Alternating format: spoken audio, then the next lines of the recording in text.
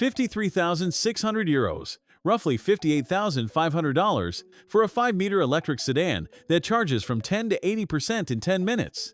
496 horsepower, all-wheel drive, and a boot that opens like a hatchback with 20 cubic feet of space.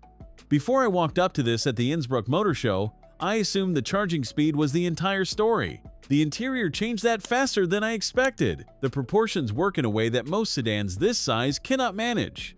The full-width LED bar sits flush with the bonnet line, and the fastback roofline drops so gradually that the rear pillar nearly disappears into the tail. Flush door handles, blacked-out roof, and 20-inch wheels on this white car help achieve a drag coefficient of 0.206, lower than a Tesla Model 3.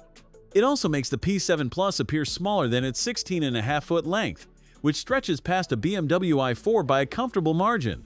The honest problem is the rear overhang. From the three-quarter view, the tail carries visual weight that the front does not. It is not ugly, but it does not match the precision of the nose.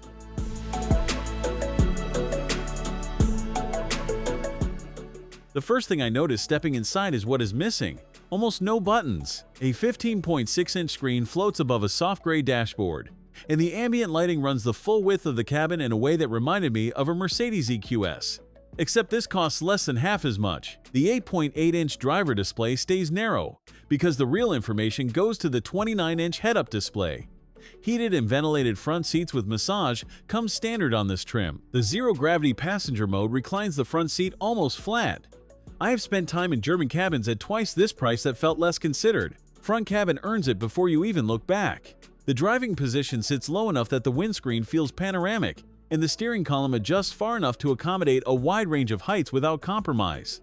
I spent a few minutes adjusting the seat and found heated, ventilated, and massage functions all accessible through the screen, without buried submenus. The wireless charging pad sits in a natural drop zone between the seats, not shoved into a crevice where your phone overheats.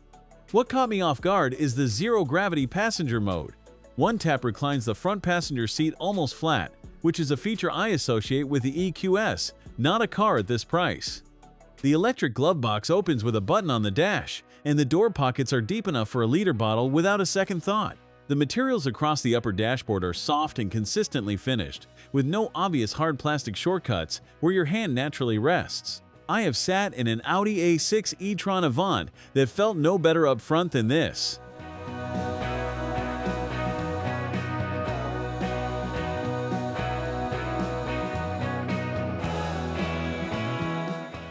Three meters of wheelbase deliver rear legroom I have only seen in cars north of $80,000.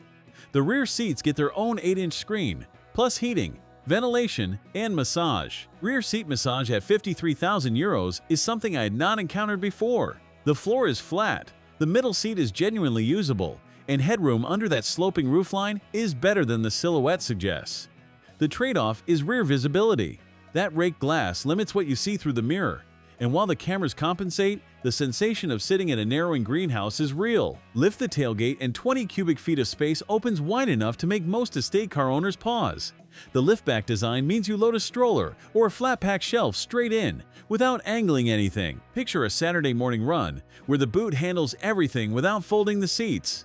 There is no front trunk, a compromise of the dual-motor layout. The missing parcel shelf is a detail Xpeng needs to fix before European deliveries scale. Towing capacity of 3,307 pounds is a genuine surprise for an electric sedan, and the underfloor compartment adds a small layer of hidden storage beneath the main load area.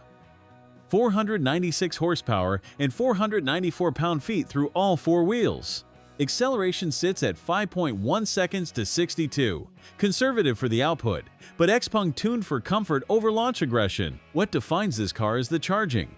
446 kW peak DC means 10 to 80 in 10 minutes on a compatible charger. At a more common 350 kW station, 15 minutes adds roughly 190 miles. The 74.9 kWh battery delivers 311 miles of range with a heat pump standard.